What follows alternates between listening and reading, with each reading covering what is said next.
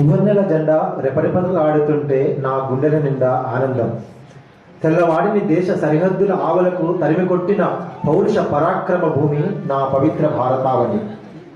ఆత్మీయం, అడుగడుగున మత సామరస్యం, పట్టుదల పోరాటాలకు పుట్టినిల్లు నా అఖండ ఇండియా.